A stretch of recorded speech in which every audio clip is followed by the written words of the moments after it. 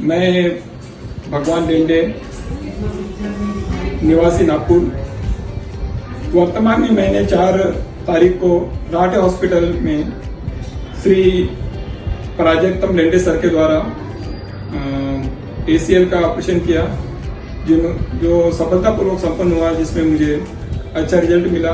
आज मैं अपने पैरों पे अच्छे तरीके से चल सकता हूं और किसी प्रकार की कोई दिक्कत नहीं है। इन सभी कार्यों के लिए मुझे राहटे हॉस्पिटल के डॉक्टर्स और कर्मचारियों का मुझे बहुत सहयोग मिला। मैं आभार व्यक्त करता हूँ इनका, और ऐसा ही सहयोग सबको आने वाले जो पेशेंट है उनको मिले, यही चाहूँगा। मैं पुनः अपने दिल से, अपने आत्मा से इनका आभार व्यक्त करता हूँ। धन्यवाद।